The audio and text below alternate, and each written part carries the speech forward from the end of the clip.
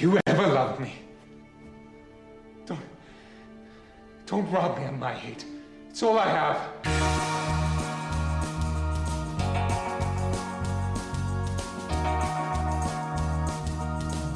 Hey everybody, welcome back to the Underrated Podcast. This is a podcast where we talk about films that are underrated, underappreciated, and ones that have just slipped under the radar and passed most people by. We are the Undercast company, including me, Derek McDuff, along with my co-hosts Ariel Ortiz. Hello. And Alan Torres. Hey everybody, how's it going? And we are joined today by our first returning guest, old friend of mine from college and podcaster extraordinaire, JPG. How's it going, man? How we doing? Thanks again for having me. Thank you for coming on. So yeah, why don't you real fast tell the people about yourself and what you do? Sure. So I'm JPG. I am a podcaster, public speaker, and RPG, I guess like actor? Enthusiast? I should probably just read what's on my bio at this point. But yeah, anything that you can think of in the pop culture nerd space, I'm probably talking about and working in. So yeah, and thank you for mentioning that that we are old college friends, because that makes me look younger. So thank you for that, Derek. I really appreciate that. Yeah, it makes us look both a little bit younger, I hope. Yeah, I was just looking at memory from Facebook, and it's like from my second year of college, but it's still like 12 years ago, and I'm like, oh shit. We'll tell anybody what year we graduated in. Yeah. Right? Yeah, we're not gonna. Yeah. We're not gonna. Yeah. We're not gonna talk about that at this point.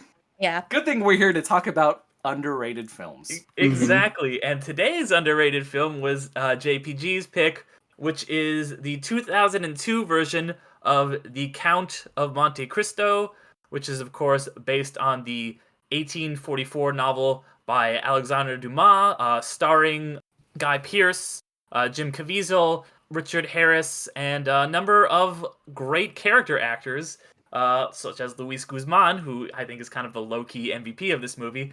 But yeah, this is a movie that was always big for me in my childhood. I was kind of the right age for it when it came out. But JPG, since you picked this movie, why don't you give us a little bit of an intro to it and tell us why you like it so much?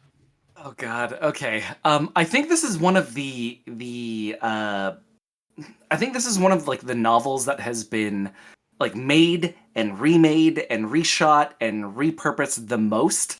Like one of the most, definitely. Because I was looking at all of the different like remakes of it as well too. Like Gerard Depardieu like plays the Count of Monte Cristo at one point, and like I don't know. Anyway, Count of Monte Cristo, probably one of the, I guess like one of the most popular like vengeance or revenge stories that most people are introduced to. Especially at a younger age. I know that I read this during my teens, and this was actually assigned to me in high school. So that's when I was first exposed to this as well. But yeah, and Don't expose me. Yeah, I just feel like I need to apologize to you all in advance for picking this film. Oh no, definitely don't. I dug it, man. No. If anything, No. somebody should apologize to you for assigning that giant brick of a book in school. Like, I love big books like that, but in high school I was like, no, I'll do Beowulf because it's like 50 pages. So, jeez. like, I'm not gonna do a 1,000 big old page books. So Oh yeah. you should be getting the apology. But sorry, continue. So, great revenge story. Now, in the film itself, it follows Edmond Dantes. Dantes, yeah. Yeah, played by Jim Caviezel. And as his life is just looking up, it gets turned upside down by friends and coworkers and compatriots. And then it then turns into probably one of my most favorite revenge stories in all of pop culture. Mm-hmm.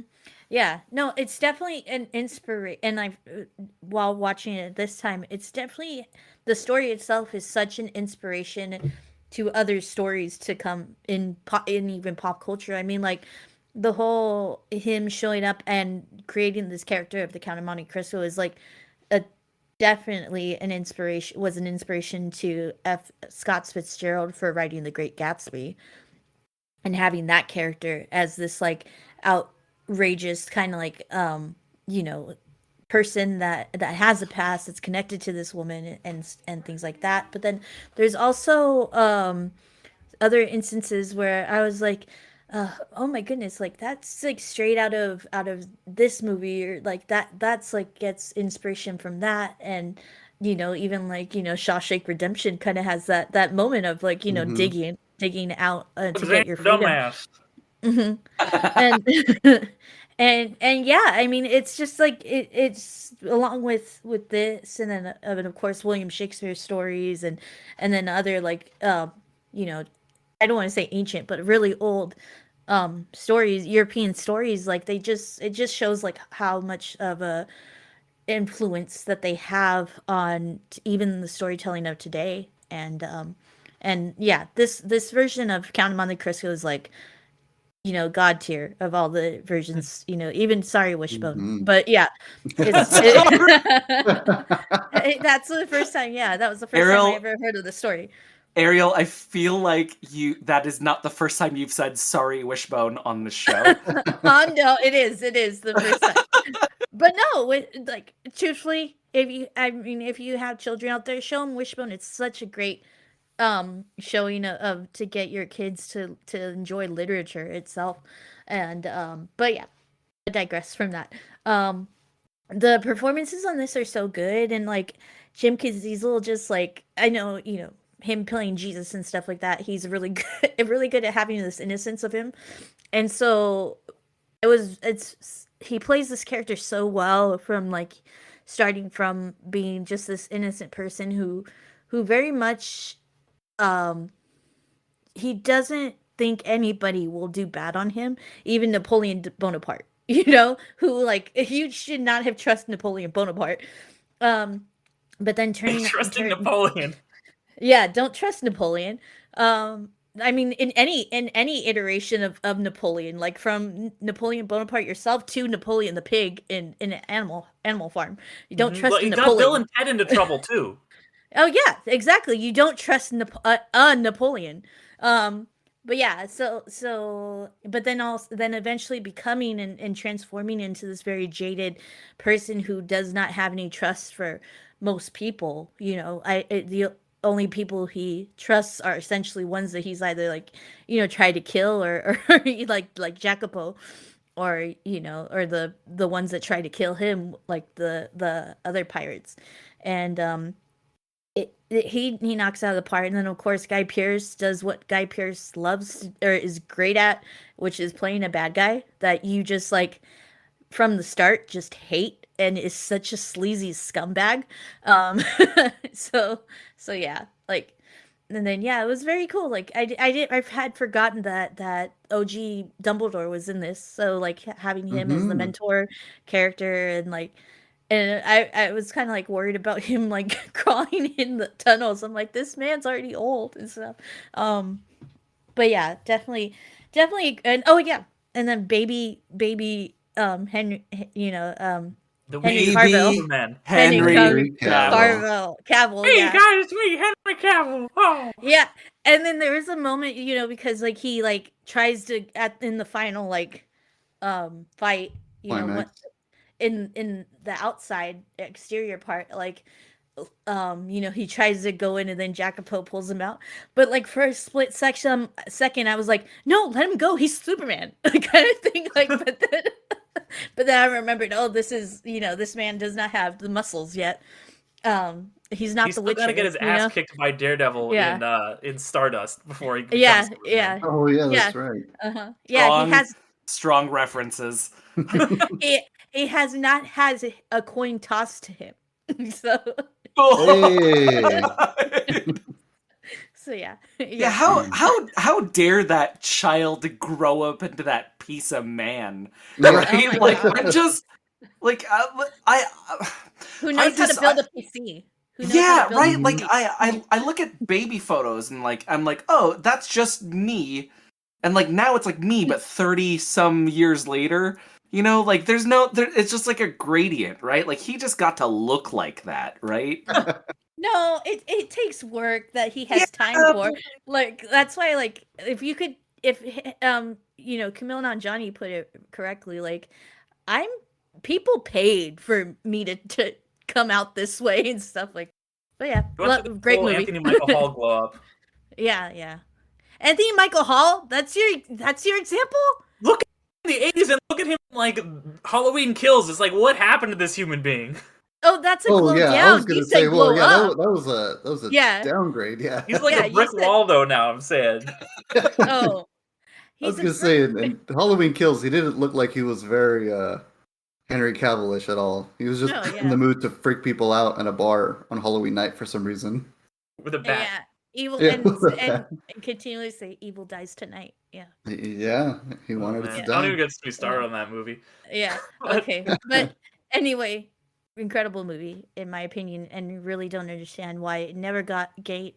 Like it is one of those movies that everybody remembers and knows, but it does not get the acknowledgement that it should. Definitely, in my Yeah, opinion. it's definitely one of those movies that, like, it did okay financially. Like, it's got, like, pretty good score critically. I think it's, like, it about doubled its budget. It's got, like, a 70-something on Rotten Tomatoes. So it, like, did fine, and then just kind of, like, people knew it, and then just kind of vanished, you know? Mm-hmm. I remember seeing the cover at like all the time. I'd go to a video store when it came out, and I never even knew what it was. Like even until now, like all I knew was I was like, it's a big book. It's like a revenge story, and that was it. And I went in blind with this, and I loved it. I thought it was so good. See, it was cool also to see like the two most powerful superheroes, Superman and Jesus Christ next to each other. So that was really cool. But I'm not gonna lie though. Me and my girlfriend like yelled at the TV when like because we both had no idea about anything of it. Just baby You're Henry forgetting Cavill the walks on Mandarin, the screen. original Mandarin, right? The I'm Mandarin! Oh yeah, that's true. Yeah. But no, like Sorry, we were go like, on. oh my god, it's the baby! Look, it's baby Superman! Like we yelled at the screen. So, but yeah, no, it was a blast, man. I loved it. The acting was great. The story like immediately grabbed me. I was like, all right. And then just like Ariel was saying, like there's all these like you can see where it's like influenced all these other stories. And I was like, I was doing the same thing. I was like, oh, they reminded me of that, or that reminded me of that. But yeah, and I just I sometimes too I can't give up like a good revenge story. Like sometimes I'm like, yeah, dude, get it. I just get everything you deserve, please. Like, and I love that he was milking it. But sorry, go ahead. You guys hit on a couple things that I wanted to talk a little bit about, and number one is the pre-Star Wars problem, right? I've talked about this a lot on a few different shows, but it's the idea that because you saw it in Star Wars, when you see it somewhere else, you're like, oh, I saw that in Star Wars, until you realize that they did it before Star Wars and Star Wars borrowed from them, but now in turn it's so intrinsically connected to what you like, how you watch Star Wars and how you feel about it. You can't help but to feel like, oh, well, Star Wars did it, whatever, but they didn't really. It was them, right? The biggest like recent example of that surprised me was Dune. Like, because Yes! Dune came before John Carter, I Star would say, Wars. too. Yeah, John Carter, another one. Mhm. But yeah, Which- but like Dune Ugh. came before Star Wars, and they even use like now it's a more prevalent in the Boba Fett show with the spice and literally using the same word of spice and the Dune people or like the Tuscan Raiders and stuff like that. I'm like, I just watched this like as a fantastic movie like a few months ago and stuff. But yeah, go on. Yeah, it's Funny enough, too, just one quick thing. Star Wars actually, I don't want to say stole, but they borrowed again, even in this most recent episode of Book of Boba. Spoilers for anybody out there.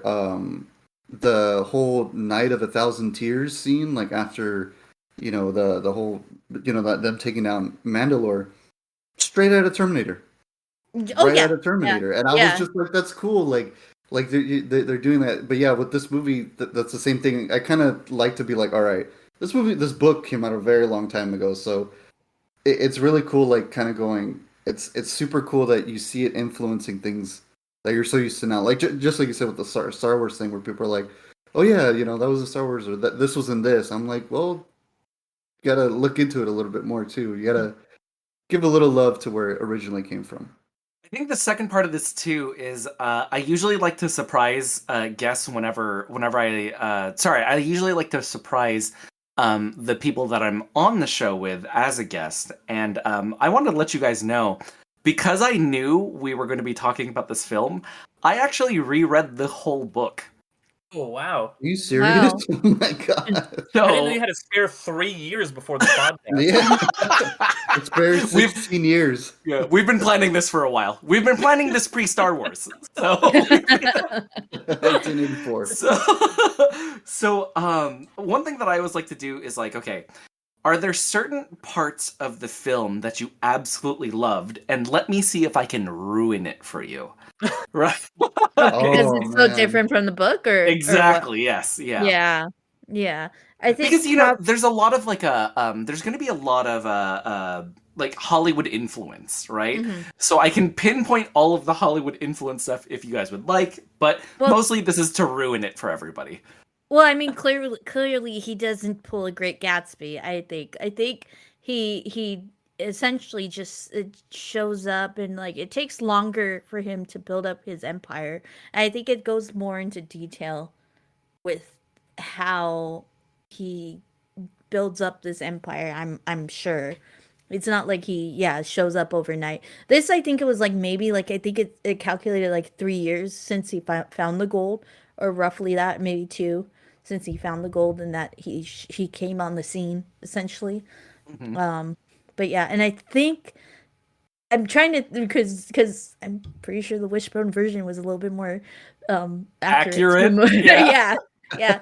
I think there's I know he does escape the same way of being thrown off in the body bag. But I think how he learns to fight is different.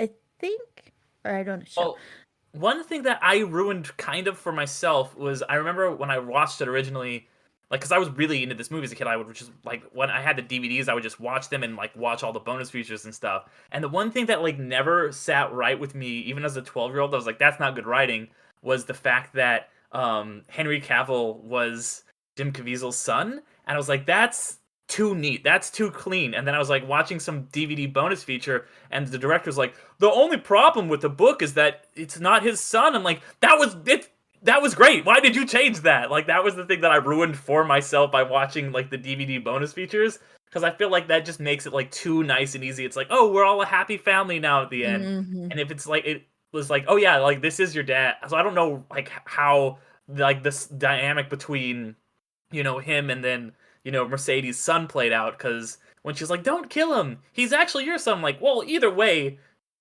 Mercedes would not want her son to get murdered. Like, as I was just curious how that whole interaction played out in the book.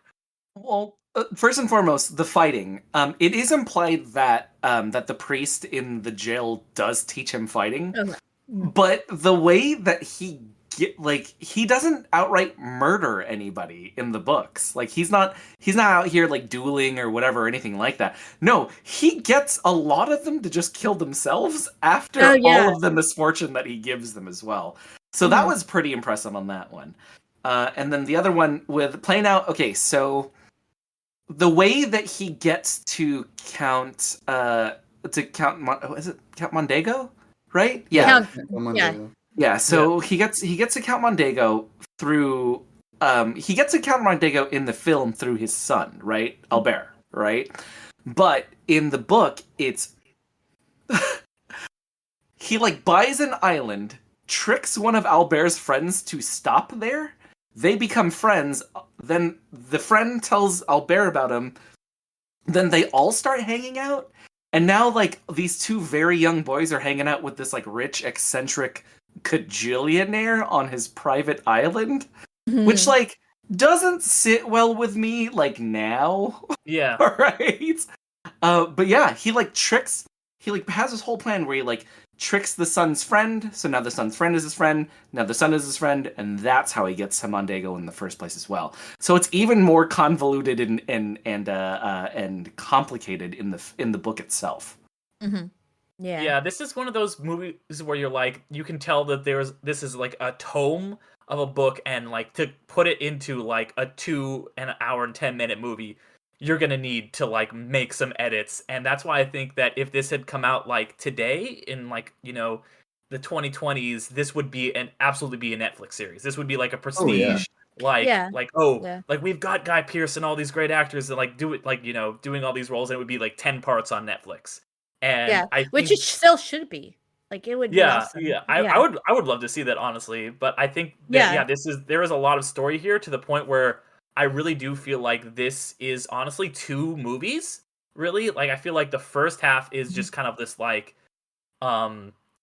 prison escape, like Shawshank Redemption-esque story, where he's like kind of learning all these skills and doing this thing, and then it has kind of like a great climax where he gets out in this, you know, you're building up to, oh, he's gonna dig out, and then it's like, oh, this clever thing where he just like gets out with them tossing him off, and I thought that was a really cool twist.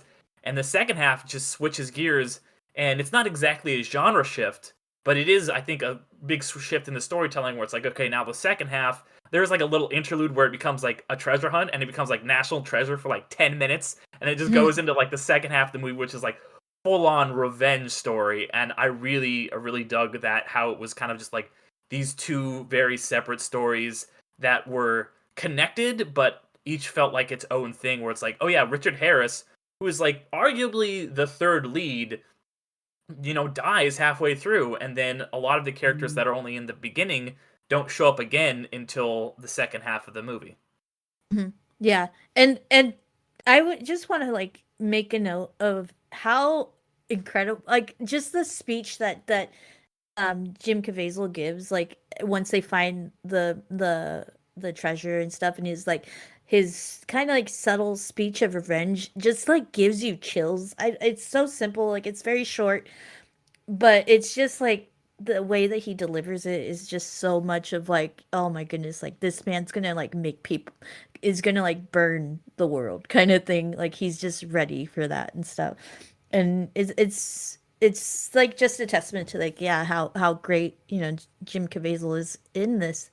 And that you from the beginning, like, and especially at that point, you are like, you're ready to take that revenge with him, or in a way, you know, go on that journey of revenge with him. And like Alan said, like, yeah, you go, you destroy, you know, kind of thing. Yeah.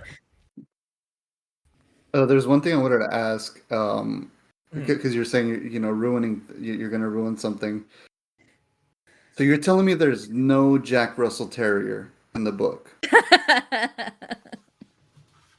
Because that would break my heart. But, okay. I'm so sorry, Alan. I'm so sorry. Well, okay. What are some messed up things that I can tell you about the book? Okay. Well, okay. So Derek, you'll be happy to know that Albert is actually not Edmond's son in the book itself. Good. He's definitely Count Mondego's son. What else? Like, there are like 3 or 4 more people he has to like get revenge on, and there's like 1 or 2 more people throughout the book that he's like, oh wait, no, you are a bad person, I should get revenge on you too. And like, and so it's like, yeah, so like you have like the core list, and then you have like a couple other like side list ones that he does, like, I don't know, like during his downtime, and it, like and like it 100% works out. He's like what's her name from Game of Thrones? Cersei? No, the girl. Oh my god. Oh, Arya. Yeah, he's like, oh, like he's repeating the names at oh night. Yeah, it was just really weird that, because there's like a dead baby subplot. There's an extra person in the core group that he has to get a revenge on, but then in the middle of it he's like, hey, I feel real bad for you, so I'm not gonna get revenge on him anymore. The dude murders somebody, gets captured for it, escapes, and then just keeps being a bad person, so he just goes back on the list again. It's like the whole thing. And then on top of that, at the end of it, and I'm very, very sorry for this, you guys, Edmond does not end up with Mercedes. Oh, Yeah, man, there's I kinda wish another. they did that in the movie. Yeah, there was another love interest, and the love interest was involved in getting Count Mondego like arrested and tried and all that other stuff too. So, yeah, but it was like really funny because you know that Edmond is in jail for like almost 20 years, right? Mm-hmm. If Yeah, and he's this is like 13, I think. yeah, and okay, so then like I think he's 19 when he goes into jail, and then it's 17 years in jail. And then like a few more years after that. So he's in like his like mid 40s at this point, right? Just exacting revenge on everybody who deserves it. And then he ends up with like the hot 20-year-old at the end of everything. And but with good, I saw your face, Derek. it's all earned. So don't worry. It's everything is earned. Yeah, Well, yeah. it's interesting because like I was kind of like, I'm usually like, okay, I don't want like a complete like happy ending where he gets the girl back and like it's his son and stuff like that. And I usually would have been like, you know what, if he didn't get Mercedes back, if like his revenge kept them apart, I would have liked it. But man, the performance that, and I'm gonna butcher this, but that Dragma Dolvich, it's a Polish name, I apologize. The woman who plays Mercedes, her performance that she gives, just it's devastating. Like she's got like these tears. She's like, I know it's you, and like, oh my gosh, like you were saying, Ariel, like Jim Caviezel, like for me, all the supporting characters in this just floored me. Like with her, like I'm like, how are people not talking about this performance? Because it was so good. I know that she's also in The Worst Person in the World, and she's getting, I think, some attention for that. But I'm like, how did she not become bigger? Like, Yeah. and Yeah. just And then across the board, everybody in this is so good. And then also, just a little side note, because my mom like always like, who is this person? And looks him up while she's watching a movie. Apparently, she's married to Patrick Wilson, too, because of course she has to Okay. check out. Yeah, yeah. Oh Yeah. wow! He's the guy who took me soaring over California. What? What are you talking about? You can't drop. Oh that no, kind no. I got it confused with Patrick Warburton. Patrick Wilson. Oh yeah, No. yeah. Okay. No, okay. Patrick Wilson, the Night Owl. Sorry. Yeah, Yeah, Night Night Owl, Owl. Ed Lorraine, Come or on. Ed Warren. oh Andrew my Jackson god. did not like him Yeah. in that one Yeah. movie. But no, Neil I LaBute. mean Oh my god, I that love him. He's daddy. that whole Yeah. scene.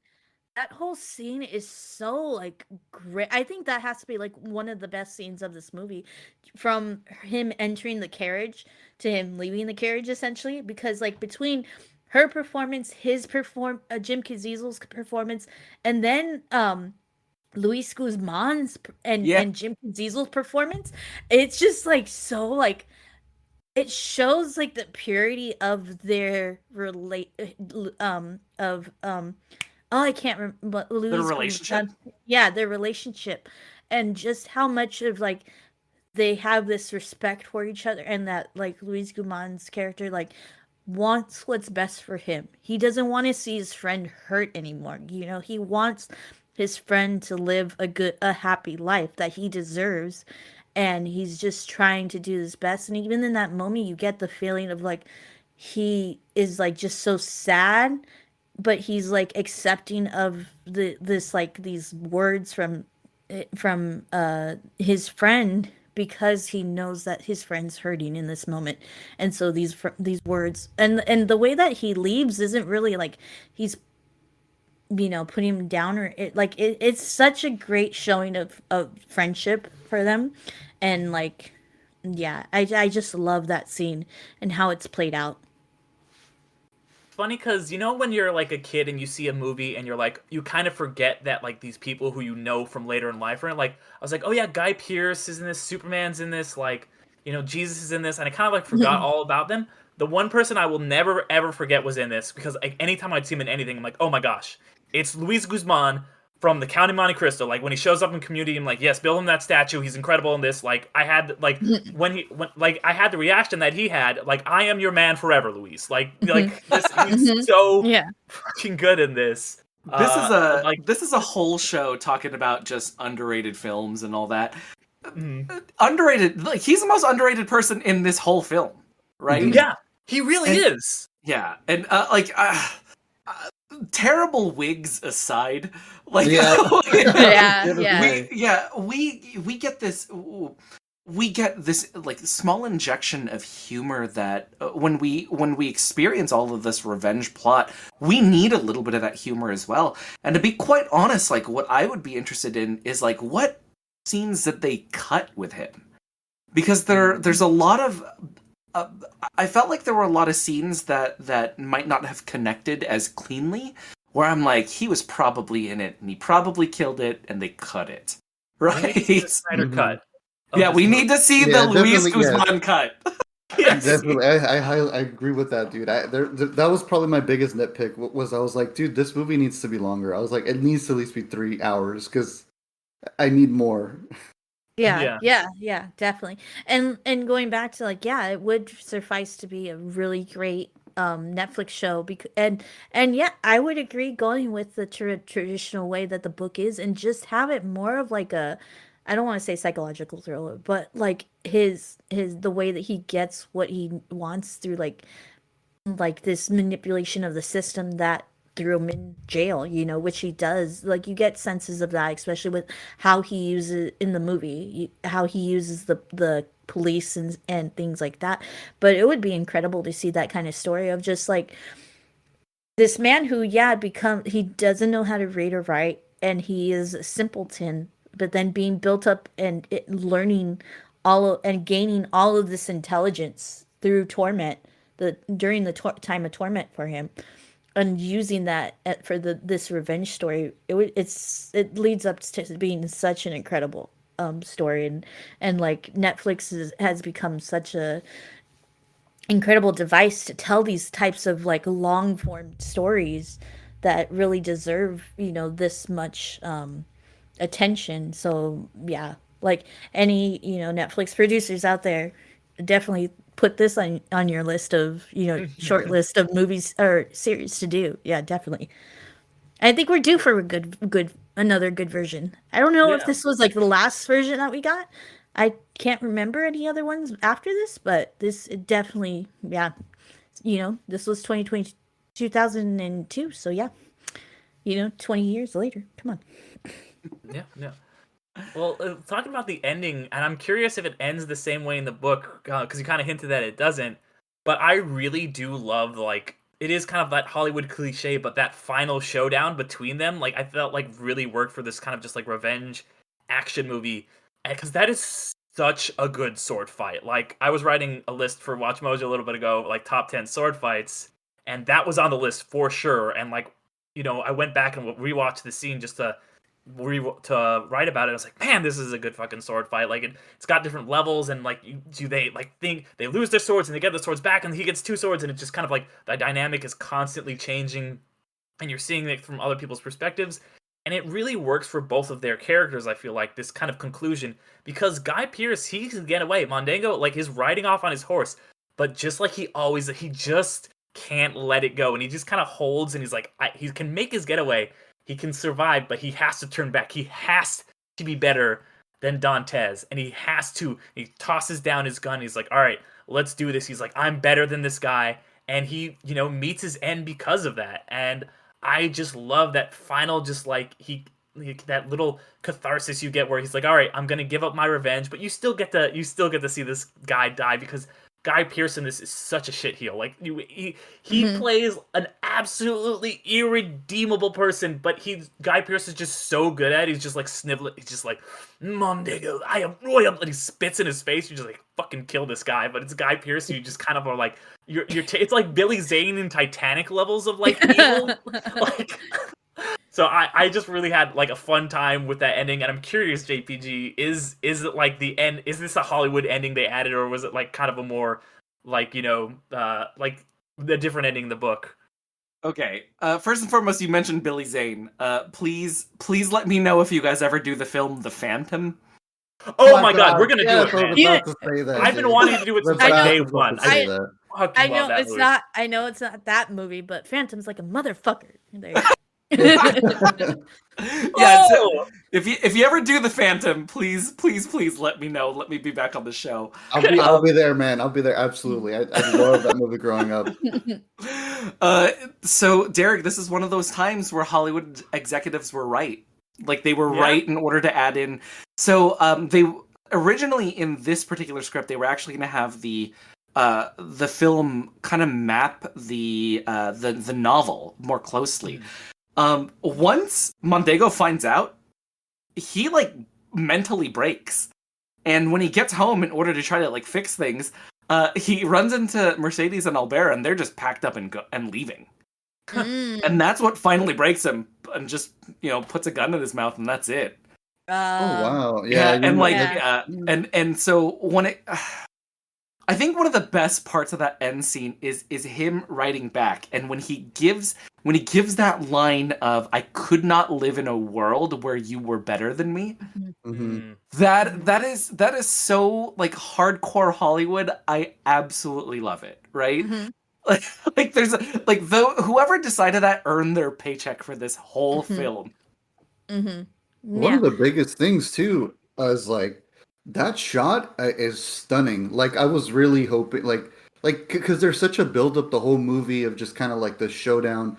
And for me, I felt the fight choreography was pretty solid, but I was just more impressed of just the setting, the tall grass. It was quiet. It was lonely. I mean, yeah, the Mercedes and Albert and everybody else was like kind of away, but like it was just a cool like showdown, like just the tall grass, the mood, even him just looking off, like he's like, no, I gotta go back, I gotta finish this, like we gotta duel it out kind of thing. And then just there's a shot where they're both running to each other, and it's so raw, and they're just running in the tall grass, and it just felt very like old school samurai kind of like Kurosawa. Like it was just such a gorgeous shot. Like that was my favorite part of the whole movie. So I'm glad you're saying that Hollywood did it right, because that's just a stunning shot. Like that whole scene is just beautiful. So I have a pitch for how to like integrate the for we're already starting to pitch, to Netflix and stuff like that. So like yeah, like so the ending being like it's that lead up, and but and like once he does find out, and like instead of putting a gun to his head, he goes in search of the Count of Monte Cristo and finds him in an equally cinematic area and stuff like that, and then going from like the count doesn't kill up until this point, he is the only exception, and he does kill him, and they have this really good sword fight, and then that is the only kill that Dantes ever does and stuff. So yeah, I like it. Well, so speaking of like how great this was, like a great sword fight finale, and how there is kind of all this cool swashbuckling elements, and it does really feel like a throwback to like kind of like the Errol Flynn like sword fighting movies that came out between like the 30s and 50s, and movies that really don't get made anymore. But for whatever reason, in like this 2-year period, they like made this, and they made the first Pirates of the Caribbean movie, which are like the last time they really like made like these big swashbuckling movies. And I'm like, so what was in the water in 2002 and 2003 that they just went back to this like old? It was like how Indiana Jones threw back to the old adventure serials. These movies were like throwbacks to the old like swashbuckling serials, and I really love it, Yeah, especially Henry Cavill's like entrance into that fight like is such a like swashbuckling moment with him how he cutting breaks through, the sword, which is is like that that's can't be impossible. yeah It's yeah dope. yeah exactly yeah, but that's so like yeah, like you said, out of swashbuckling. And I don't know, I mean that might have contributed to it being it might have gotten foreshadowed by Pirates in that way also, if Pirates came about the same time, and then that's more of the thing that we attribute to like, oh, swashbuckling coming back. But I don't know, I think it just comes down to like it's such a enjoyable, and like you get caught up into that type of fighting just like naturally, because it's such a fast-paced way of fighting. Swords are so much like sword fighting is so much more of like an eloquence to like a gunfight and things like that, and because it's so up close and personal, and you have all these like moments of like it could go either way, because like it's sword for sword, and it's not really like who has the better gun or who is the better aim. It's like sword fighting, it comes with a higher amount of skill, and it just like captivates, in my opinion, a bit more. From like 1995 to just about like 2004, if there was a sword in it and at least one A-list actor, it was just, they were all just bangers, right? Like they're all just like I think it's the year before this that The Mask of Zorro gets released. Yeah. Oh my That's God, the I was other about to one. mention that one too. That's the other one that is like so like, oh, this is like was inspired, the movie The Mask of Zorro, like this was inspired by Count of Monte Cristo, because like the whole Antonio Banderas character essentially is the Count of Monte Cristo, becomes the Count of Monte Cristo. Yeah, if there is a scene where it's some dirty freaking guy who gets to learn high society life, if you have that scene in a film and you reverse My Fair Lady me, like I will always love films like that. I will always love that film. Yeah. I mean, Chris Nolan pulled that shit off in a Batman movie, for God's sake. He's like, okay, cool, we need to train Batman. I've got Liam Neeson. Let's just have him sword fight Christian Bale to teach him to be Batman. Even though they don't use sword, but okay, cool. Like, it was still cool. Like, mind your surroundings. Like, I was down. You do Batman not was know. inspired by Zorro. Yeah. Yeah. Oh yeah. Yeah. Yeah. Mm-hmm. It's all coming full circle, everyone. Yeah. Oh yeah. Yeah. Definitely. Everything's connected. Yeah. Yeah. I mean, there is a reason that like, the Count of Monte Cristo as a book is assigned in high school literature class, because it is a classic. It is a classic story. It definitely like captures the the basic outline of a hero's journey.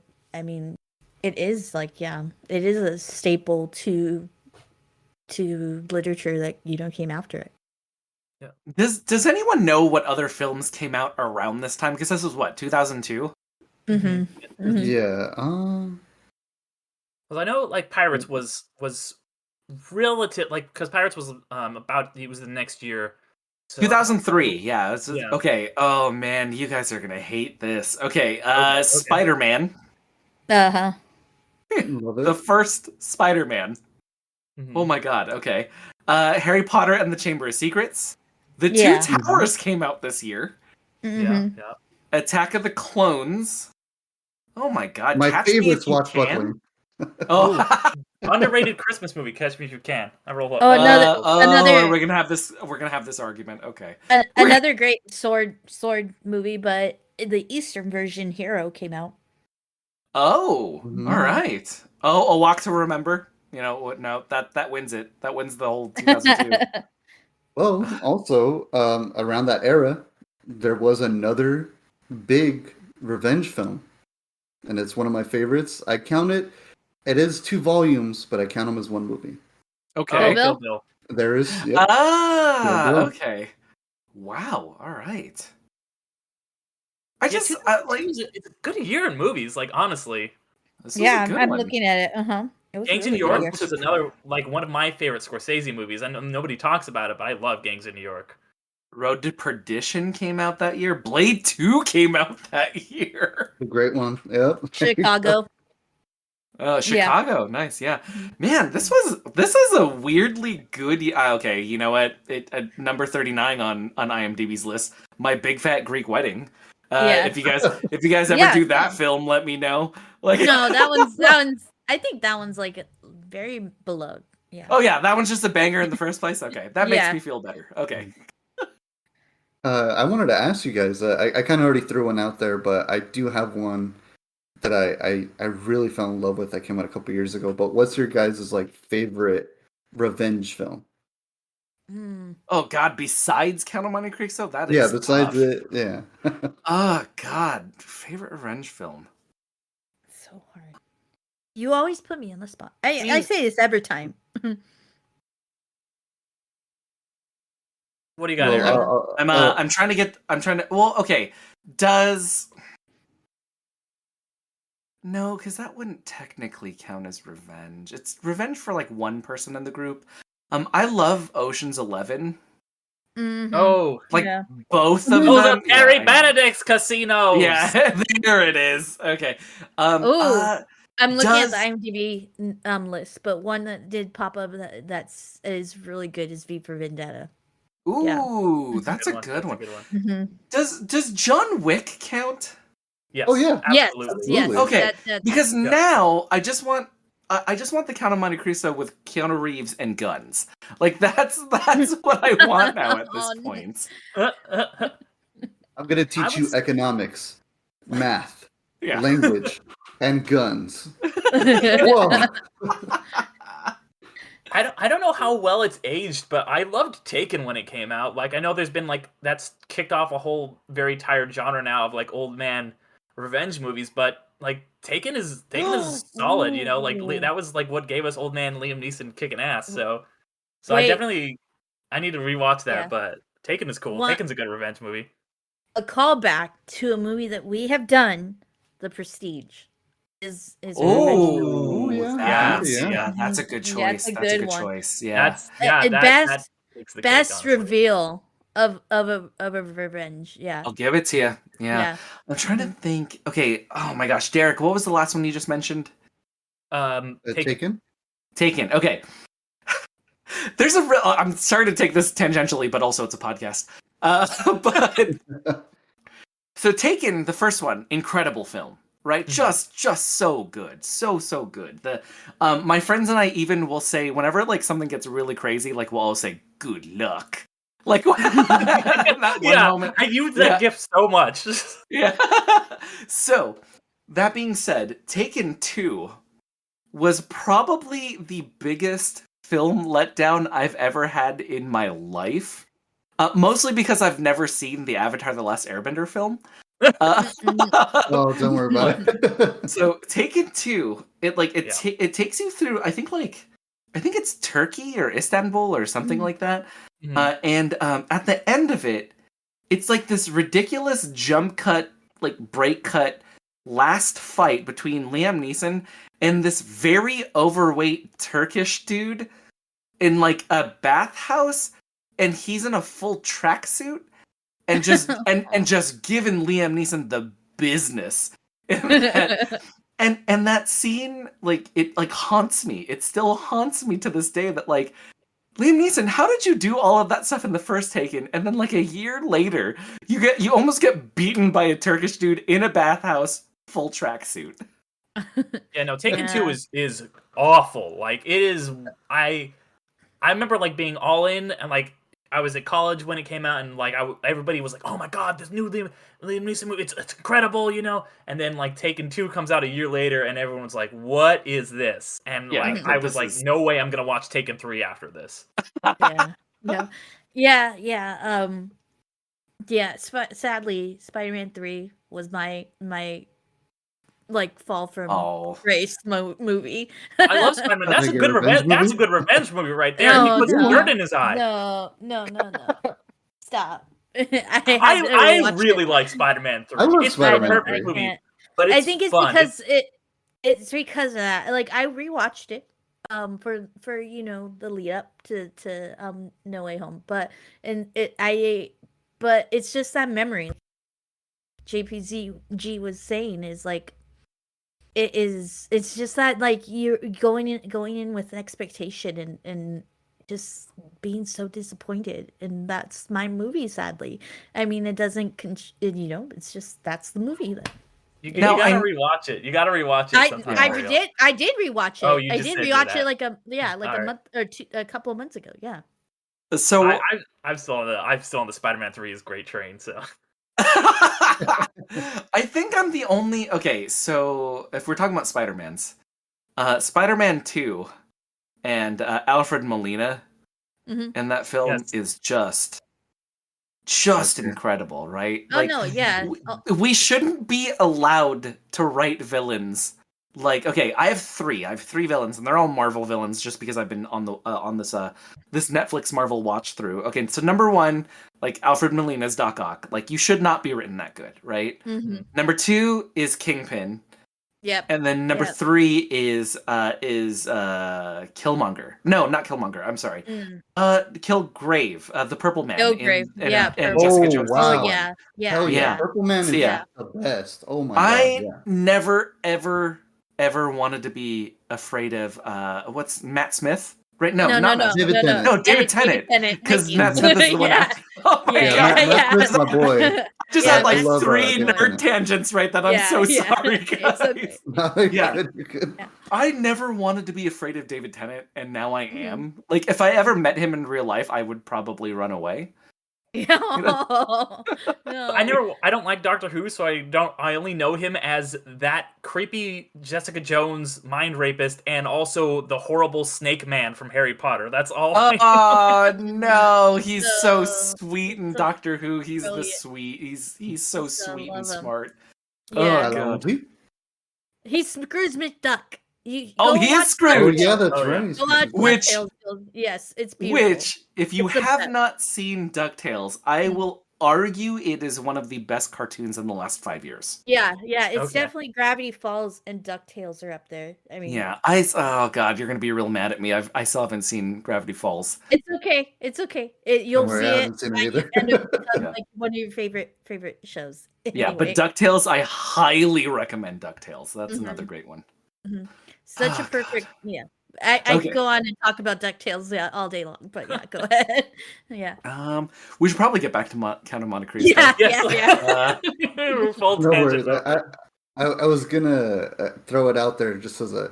I was contemplating this as an episode, but I feel like maybe it's getting some traction every now and again, but it still seems kind of under the radar every now and again. It's one of my recent favorite revenge movies. It's I Saw the Devil.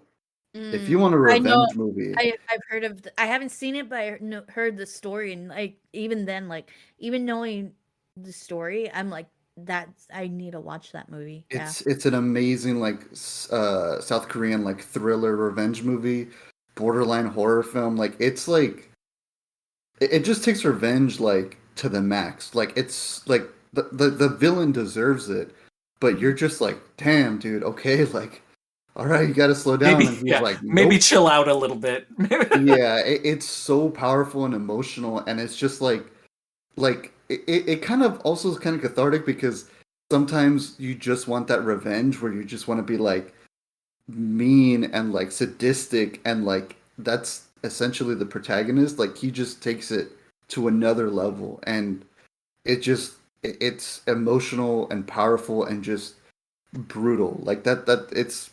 But every time I think of revenge movies, like I think about that one right away. It's so good, and I don't know, maybe it might be a future episode, but I listeners out there, I definitely recommend it if you want a really good, powerful revenge movie. Mhm. Yeah, it is like you said, it is gaining traction, but I still think that it's not at the foreground of everybody's mind. It is on Mhm. lists. I can tell you that much, but it's definitely not on the foreground of like because us as a as a U.S. society, we're just barely like getting to know like the awesome things that come out of South Korea, from like or from Squid Game to Bong Joon-ho's movies and stuff like that. But yeah, definitely. Well, kind of like taking that and shifting a little bit back towards Count of Monte Cristo. Like, well, I like how you're talking about like the extreme lengths he goes to and like the ultimate revenge to get these guys. And I like how like just that there's that moment where he's like, Luis Guzman's like, why do you need to go through all this? Like, I could just kill these guys in a weekend, it'd be easy, and then, but he's like, no, I want them to suffer like I've suffered, and you're just kind of like, yeah, man, just like, these guys suck, and I get it, you want to draw out, but then, like we're talking, there's that whole scene where he's like, yeah, just like, you're super rich, there's like this beautiful woman who's in love with you, like, just take the money and run, dude, just like, shoot these guys in the back of the head or something, you'll get away with it. Like, you just get out, like He doesn't cares, because that's the carriage scene too. It's like he doesn't need to like even kill them anymore. Like they're already like at that point like destitute. All of them are just sad sacks. Yeah, they're like just all of kind them of are just point, stuck. yeah, like yeah. before Like, he even they're- shows up, their lives are pretty like- shitty. Yeah, like they were already destroying each other. Like he already like put the seeds in. Like he just needed to leave them. He could have just left them to grow and like left and like not even like or even staying there. You know, he could have just stood there, you know, because they were not good. They were already like in their downfall. You know, he didn't have to do anything more. Yeah. But yeah, it is that point of like of having that like his mind's already set and it's just like that blindness that revenge creates and like that's why it's such but and it revenge is such an understandable thing for everybody. I think everybody in maybe there's a good few, but I know that a lot almost everybody has had that want of revenge or has done things petty things for revenge and it definitely makes it as being a very relatable trope and I think that's why these revenge stories are so captivating because it like takes one of those inner like feelings that you like want to like express out and it plays it out for you know for you and it's like you get sucked in that way because it's like this guy is doing what something that like I've always wanted to do to the people that have like done me wrong, you know? So yeah. Dark side. I played D&D with her. Mm-hmm.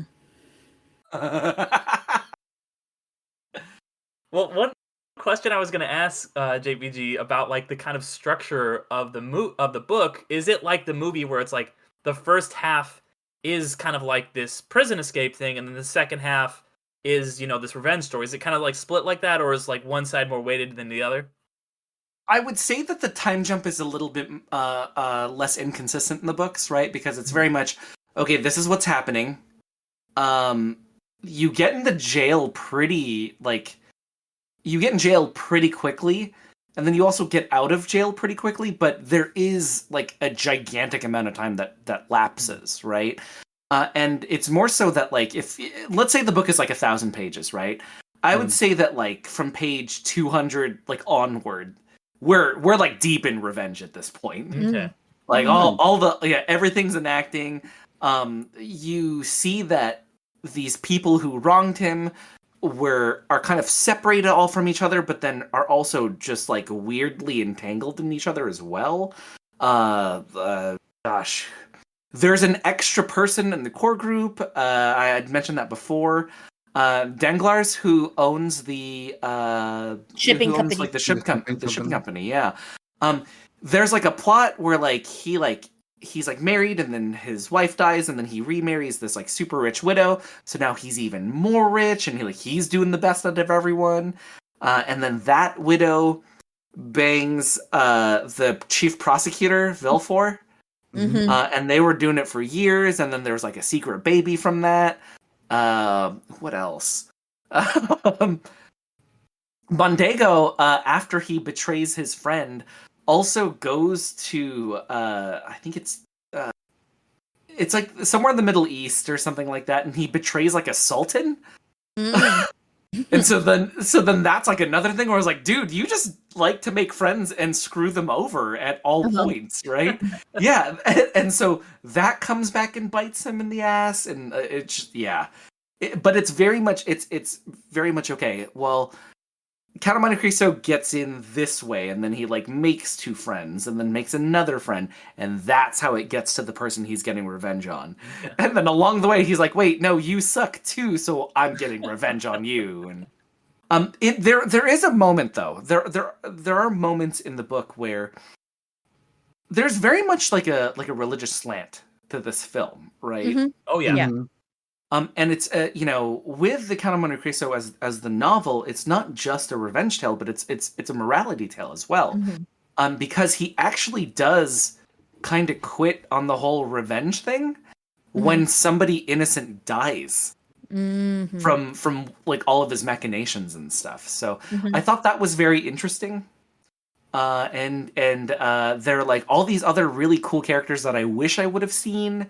But I also understand why they cut all of these characters as well. Like, do you remember the guy who used to own the shipping business that was he was very kind to Edmond? Yeah. And okay. that dude has a bigger role in it. Yeah. And his grandson so you meet his granddaughter in the film. Mm-hmm. She has a bigger role with how she gets married. And then he has a grandson who's a super good dude. And his plot line is really, really great throughout. And because of the Count of Monte Cristo's like sort of like scheming, it actually screws him over. Oh no. And so he actually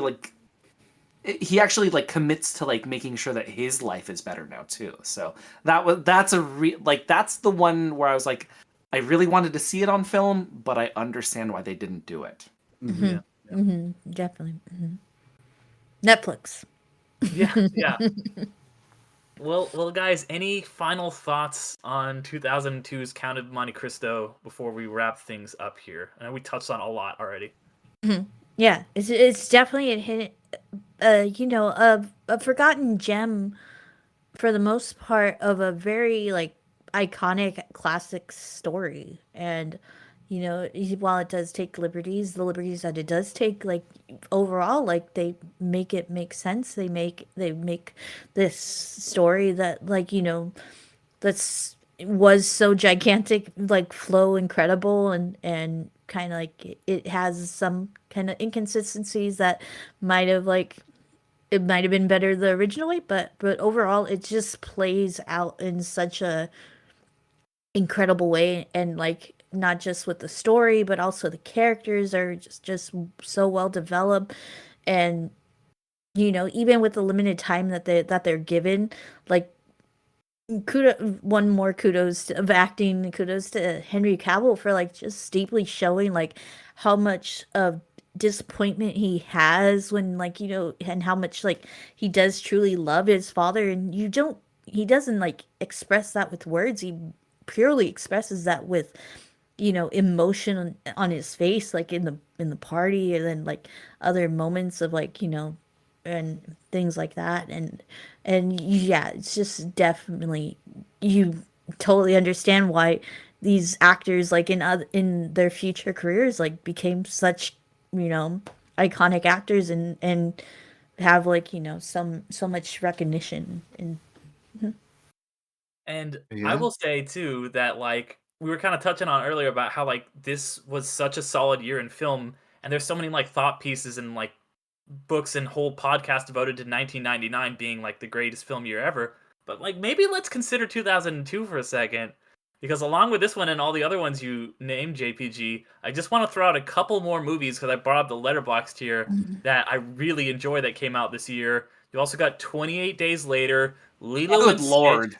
Yes. Minority Report, The Bourne Identity, The Pianist, Punch Drunk Love, and two movies that we've actually covered on this podcast, Death to Smoochie and Rules of Attraction. So, and one movie that I've been thinking about covering in the future that I think is a very underrated movie is Reign of Fire, which is a post-apocalyptic movie where the apocalypse is dragons. So, like, 2002. I It's don't know had about some that one. hitters. That's Christian Bale and Matthew McConaughey. And in Matthew that. McConaughey. Mhm. Mhm. Yeah. Mhm. Who's a helicopter pilot who owns an axe. Just the Yeah. best, right? That movie is so great and Yeah. ridiculous. I love it. Oh my goodness. Yeah, like with that movie, like I originally thought that it was like a medieval like dragon movie, but then like I haven't seen it still, but like I do We're gonna know, have to like cover it at some point. I've seen like clips of like Matthew McConaughey like looking very modern. I'm like, what the fuck is going on here? Kind of thing. It's so yeah, that I mean, I'll see how it is, but it is definitely an interesting movie kind of Yeah, thing. I'll save my thoughts on that one for when Yeah. we do the episode, Yeah. because it is Yeah. ridiculous in the best possible way. Mhm. I have some thoughts on it too, so I'll save it. Well, everybody, thank you for listening, and thank you for coming on, JPG. I know you kind of touched on the beginning of the show, but where can people find you? So you can find me on all social media at Speaker JPG. You can also, I have like a lot of projects, so I usually just point everybody to my Linktree. So it's Linktree / Speaker JPG. And yeah, so it's going to be in the bio guy or oh, description. I appreciate that. Thank you so much. Yeah, and you guys had mentioned D&D too, and like tabletop RPGs. That's kind of like my bread and butter right now. I've definitely stepped a little bit away from podcasting, and now I'm more in like a like tabletop RPG live streams and things like that. So hoping to build my audience through there now as well. Awesome. And yeah, we have been the Undercast company. So if you guys like this podcast, go ahead and however you're listening to it, give us a follow. Spotify now lets you rate things, so give us 5 stars if you can on Spotify and Apple if you haven't yet.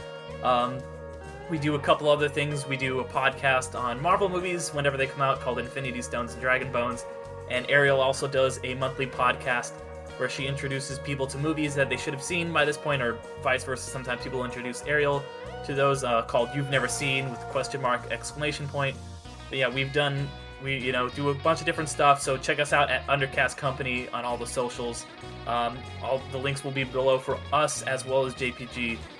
Thank you everybody for listening, and I'll see you in another live. Thanks for being amazing, everybody. Take it easy, everybody.